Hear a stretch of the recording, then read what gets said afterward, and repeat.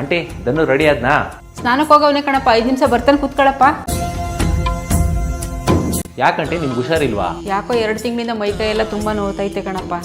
ಲಾಲಿ ಹಾಡೋ ಭೂಮಿ ತಾಯಿಗೆ.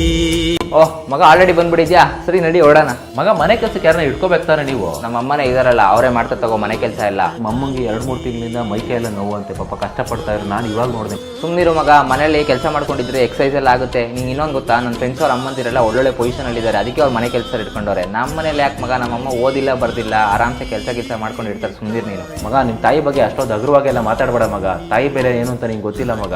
ನನ್ನಂತ ಅನಾಥ ಗೊತ್ತು ತಾಯಿ ಬೆಲೆ ಏನು ಅಂತ. ಬೇರೆ ತಾಯಿ ಬಗ್ಗೆ ಕಂಪೇರ್ ಮಾಡಿ ಮಾತಾಡಬೇಡ ಮಗ. ಎಲ್ಲರೂ ಮನೇಲಿ ಒಂದೇ ಥರ ಇರಲ್ಲ. ಇಲ್ಲಿ ಸ್ಟೇಟಸ್ ಎಲ್ಲ ಇಂಪಾರ್ಟೆಂಟ್ ಅಲ್ಲ ಮಗ, ತಾಯಿ ಪ್ರೀತಿ ಇಂಪಾರ್ಟೆಂಟು. ನನ್ನ ತಾಯಿ ಬೆಲೆ ಗೊತ್ತಿಲ್ಲದೆ ಏನೇನೋ ಮಾತಾಡ್ಬಿಟ್ಟೆ. ಫಸ್ಟ್ ನಮ್ಮ ಅಮ್ಮನ ಹತ್ರ ಹೋಗ್ಬಿಟ್ಟು ಸಾರಿ ಕೇಳ್ತೀನಿ ಇರು ಮಗ. ಸಾರಿ ಕಣಮ್ಮ, ನಿನ್ನ ಬಗ್ಗೆ ಗೊತ್ತಿಲ್ಲದೆ ತುಂಬ ತಪ್ಪಾಗಿ ಮಾತಾಡ್ಬಿಟ್ಟೆ. ಇವತ್ತು ಸಾಯಂಕಾಲ ರೆಡಿ ಆಗಿರಮ್ಮ, ಹಾಸ್ಪಿಟ್ಲಿಗೆ ಹೋಗಿ ಬರೋಣ.